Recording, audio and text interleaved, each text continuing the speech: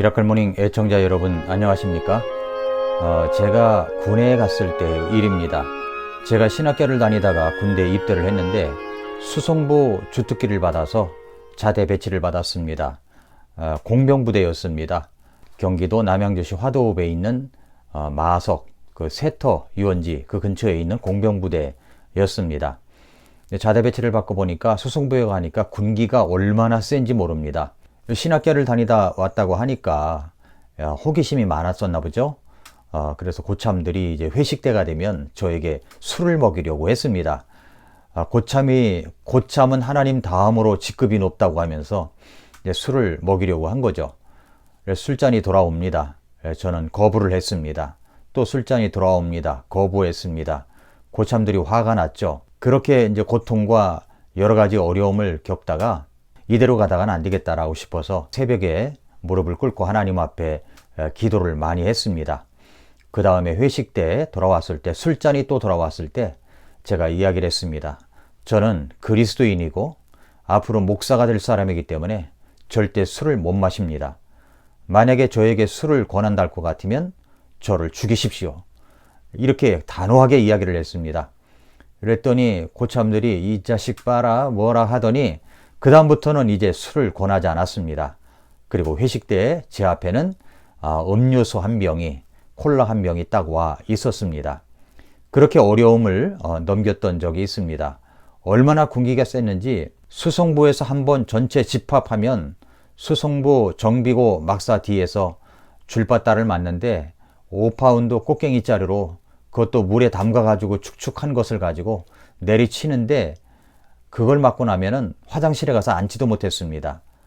그리고 침상에도 앉지를 못했죠. 물론 그런 군기가 센 수송부에서 견디면서 군대 생활과 함께 신앙생활을 했던 적이 있습니다. 술 문제가 그때 상황만의 문제가 아니라고 생각합니다. 저는 회사에 입사하고 나서도 많은 사람들이 이 술 문제 때문에 회식 문제 때문에 어려움을 겪고 있다고 생각합니다. 똑같은 상황이겠죠. 술잔이 돌아오고 권하고 직장 상사가 윽박지르고 직장생활 똑바로 하려면 이 술잔 받아라 하고 여기에서 어떻게 우리 그리스도인들이 술 문제를 다룰 것인가 많은 생각을 하게 됩니다. 자, 그리스도인과 술 문제, 과연 그리스도인이 술을 마셔도 되는 것입니까? 이 문제를 한번 오늘은 좀 살펴보도록 하겠습니다. 술 하니까 술 성경에도 나오는 건데 라고 하면서 성경을 어설프게 하는 사람들이 야 성경에도 술이 나와. 그러니까 술 마셔. 술 뭐 취하지 말라고 그랬지. 뭐 먹지 말라고 했냐? 취하지 않을 정도만 먹으면 돼. 라고 하면서 술을 권합니다. 성경에도 술 문제가 나오긴 나옵니다. 그러나 기독교에서는 술을 금하고 있습니다. 그런데 이런저런 이유로다가 술을 마시는 사람들도 있습니다. 그런 사람들은 자기 합리화를 통해서 음주를 정당화하곤 하는데 성경에서는 술 문제를 어떻게 다루고 있는가? 이것을 좀 성경 속에서 깊이 살펴봐야 됩니다. 사람들은 이야기하죠. 술도 그 재료로 하나님이 만드신 것이 아닌가? 또 성경을 조금 깊이 아는 사람들은 야 성경에 보니까 디모데를 향하여 너의 자주 나는 병을 인하여 포도주를 조금씩 쓰라고 했으니까 좀 먹어도 되지 않느냐? 약으로 먹으면 되지 않느냐? 약으로. 이렇게 이야기하는 사람도 있고요. 성경에는 술 취하지 말라고 했지 술 먹지 말라고 했느냐? 또 이렇게 이야기하는 사람도 있고요. 예수님도 만찬 때와 십자가상에서 포도주를 마셨다. 그러니까 술을 먹어도 된다. 이렇게 또 정당화하는 사람들이 있습니다. 그렇다면 이렇게 정당화시키는 변명들이 정말 성경과 일치가 되는 이야기입니까? 그것을 좀 살펴봐야 됩니다. 안 그래도 정말로 이 와인 열풍이 엄청납니다. 마트에 가면은 와인만 따로 쌓아놓는 곳이 있더라고요. 와인 판매가 급증하다는 증거겠죠. 포도주라고 하는 것은 포도당이 껍질에 붙어있는 효모 박테리아에 의해서 발효되고 즉 부패되는 과정을 통해서 알코올과 또 이산화탄소로 분해된 것을 이야기합니다. 이 과정에서 설탕 분자들은 단순한 알코올 분자들로 분해되는데 설탕의 당분은 신체 활동 에너지의 첫째 근원이 되지만 알코올은 신체 부패의 원인이 되어 소화되지 않은 채 혈류로 들어가 신경계와 신체 조직을 공격하고 손상을 주는 것이 바로 알코올입니다. 구약에서는 히브리 단어 티로시와 야인이 쓰였습니다. 티로시는 신선한 포도즙을 이야기합니다. 그러나 야인은 발효된 포도즙, 즉 포도주를 뜻하는 것입니다. 구약에서는 이렇게 명확하게 구분을 해놨습니다. 그런데 헬라어로 기록된 신약성경에서는 이렇게 구약성경처럼 히브리어처럼 티로시와 야인을 구분해서 써놓은 것이 아니라 신약성경에는 구분이 없이 오이노스라고 기록되어 있습니다. 오이노스라는 한 단어만 사용되었습니다. 그러니까 문맥상으로 볼 때 오이노스가 포도즙을 이야기하느냐 포도주를 이야기하느냐 문맥상으로 그 단어가 결정된다는 이야기입니다. 사이다라는 말도 원래 사과즙이라는 뜻과 발효된 알코올성 사과주를 동시에 일인 말인 것처럼 그렇습니다. 우리나라는 물론 사이다 하면 탄산수만 이야기하는 것처럼 생각됩니다만은 그렇습니다. 자, 그러면 술은 하나님의 창조물입니까? 그렇지 않습니다. 인간은 하나님께서 주신 자연 속에서 많은 악한 것들을 만들어냈습니다. 마치 원자폭탄이나 핵무기처럼 술도 2차 제조물이지 창조물이라 할 수 없습니다. 왜냐하면 과일이나 포도즙이 오래되었다고 해서 술이 되지는 않기 때문에 그렇습니다. 술이라고 하는 것은 물과 온도와 설탕 등의 조건들이 맞아 떨어져야 비로소 술이 되는 겁니다. 그러므로 술은 하나님이 주신 것이 아니라는 겁니다. 창조물이 아닙니다. 성경에 술 취하지 말라고 했지 술을 먹지 말라고 했느냐 라고 이야기를 하는데, 그럼 술은 언제부터 취하는 것입니까? 바울이 디모데에게 너의 자주나는 위장병을 위해서 포도주를 조금씩 쓰라고 했는데 그것은 포도주입니까? 포도즙입니까? 이것은 헬라어 즉 오이노스를 와인을 모두 포도주로 번역하는 데서 문제가 비롯된 것입니다. 에베소 5장 18절에서 술 취하지 말라 거기에는 과도함이 나니 오직 성령으로 충만함을 받으라고 했습니다. 여기서 술 취하지 말라 해서 취하다 라고 하는 단어는 메수스코라고 하는데 이것은 헬라어 단어로서 취하다라는 뜻이 아니라 취하기 시작하다라는 뜻입니다. 그러니까 술은 10잔째부터 취하는 것이 아니라 그 한 잔이 들어가는 그 순간부터 취하기 시작하는 것입니다. 물론 한 잔 먹어서 취하는 사람도 있고 10잔 먹어서 취하는 사람도 있잖아요. 그러니까 물에 소금 한 방울이 들어가도 소금물이고 소금 한 바가지를 넣어도 소금물입니다. 물에 설탕 한 스푼을 넣어도 설탕물이고 거기에 한 푸대를 집어넣어도 설탕물입니다. 마찬가지로 우리 인체 속에 술을 한 모금만 넣어도 그때부터 술은 취하기 시작하는 것입니다.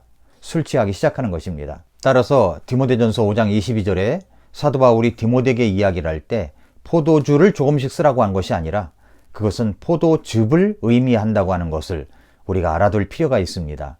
그러면 여기서 이제 사람들이 이야기할 때 예수님도 가나 혼인잔치에서 포도주를 만들었지 않느냐 이렇게 이야기하는 사람들이 있습니다. 이것도 좀 살펴봐야 됩니다. 성경을 보면 예수님께서 제자들에게 만찬 때 이렇게 말씀하셨죠.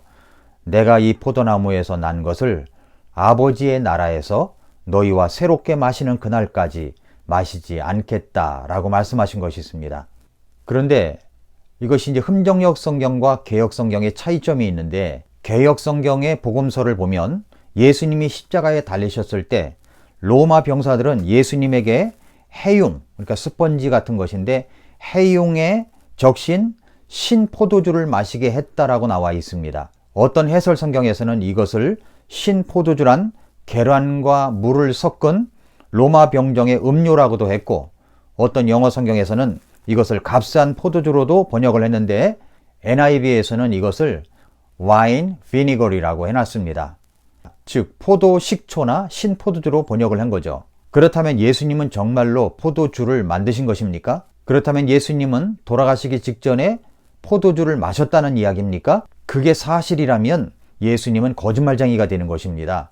그런데 최초의 신구약 합본 영어 성경인 1611년판 킹제임스 성경에 보면 그냥 식초, vinegar이라고 번역되어 있습니다. 예수님은 최후의 만찬 때도 포도주를 마신 것이 아니라 포도즙을 마신 것입니다. 그래서 만찬의 법을 제정하시면서 오해를 불러일으키지 않도록 하기 위하여 예수님께서는 포도나무에서 난 것이라고 말씀하신 것입니다. 그러니까 포도나무에서 포도즙이 나오는 것이 아니고 포도나무에서 포도즙이 나오는 것이 아니고 시간이 경과하여 술이 시간이 경과한다고 해서 술이 나오지 않습니다. 술이 되는 효모와 그리고 곡식에 쓰이는 누룩은 근본적으로 같은 것인데 누룩이 들지 않는 빵을 먹지 않는 유월절에 술을 마셨다는 것은 앞뒤가 맞지 않는 이야기입니다. 예수님은 유월절에 흠없는 양이 되셨습니다. 민수기 9장 12절에서는 그것을 어린 양을 아침까지 조금도 남겨두지 말며 그것의 뼈를 하나도 꺾지 말고 유월절의 모든 규례에 따라 그것을 지킬 것이니라 라고 했습니다. 원래 십자가형이 끝나면 다리뼈를 꺾어서 확실히 죽음을 확인하고 마무리한다고 하는데 로마 군병들은 예수님에게는 그렇지 않고 옆구리를 찔러 심장에 남은 물과 피를 흐르게만 했습니다. 요한은 요한복음 19장 26절에서 이 일들이 이루어진 것은 그의 뼈가 하나도 꺾이지 아니하리라 한 성경 기록을 성취하려 함이다 라고 기록하고 있습니다.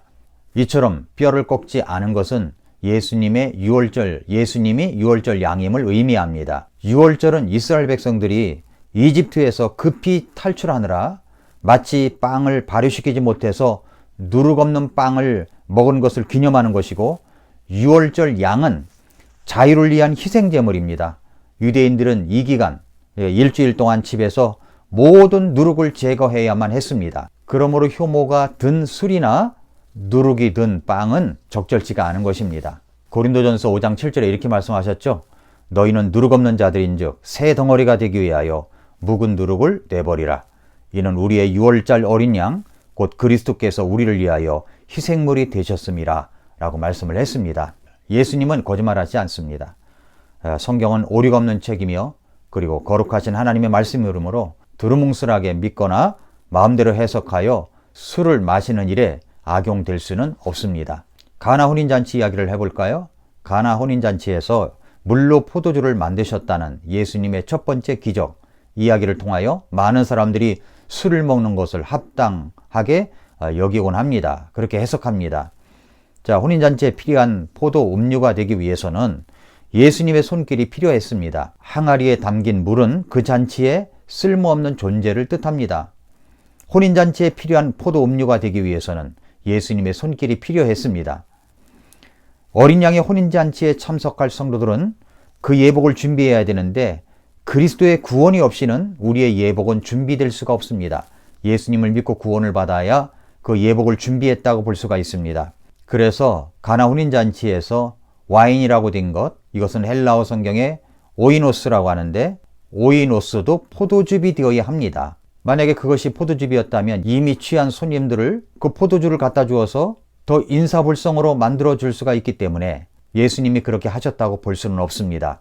그러므로 가나 혼인잔치에서 만들어진 와인은 포도즙이라고 하는 것입니다. 영어로 와인은 포도즙과 포도주 그 두 가지 뜻을 다 담고 있습니다. 지금이야 와인이 포도주만 의미하는 것으로 사람들이 알고 있습니다마는 그러나 포도즙이라고 하는 뜻도 담겨져 있습니다. 성경은 술을 금한다는 사실을 바탕을 갖고 술 문제를 이야기하고 있습니다. 그러므로 디모데에게 바울이 권한 것은 포도주가 아니라 포도즙이고 가나 혼인잔치에서 만들어진 와인은 포도주가 아니라 포도즙인 것입니다. 술 먹는 사람들이 이야기하는 것이 있어요. 술에 대해서 감사함으로 받으면 버릴 것이 없다고. 모든 것이 가나 이런 말을 해서 궤변을 늘어놓곤 합니다마는 성경에서 술은 죄의 도구가 되었지 선의 도구가 된 적은 한 번도 없다는 것을 기억해야 됩니다. 노아가 포도주에 취해서 잠드는 바람에 그 아들이 저주받는 결과를 가져오지 않았습니까?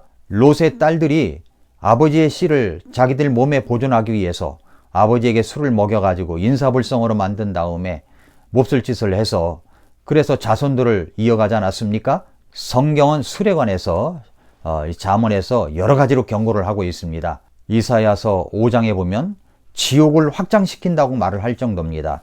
이사야 5장 11절 그리고 14절을 보니까 화 있을진저 아침부터 일찍 일어나 독주를 따라가되 밤이 될 때까지 계속 따라가 포도주로 붉게 된 자들이여 그러므로 지옥이 자기를 확장하고 한량없이 자기 입을 벌렸은즉 그들의 영광과 그들의 큰 무리와 그들의 영화와 기뻐하는 자가 다 거기로 내려가리로다. 이거 정말 엄청난 말씀입니다. 술에 대한 성경의 명확한 메시지를 볼 때 주의 만찬 때도 순수한 포도즙이나 주스로 해야 되는 것이 마땅한 것임을 우리는 여기서 확인해 볼 수가 있습니다.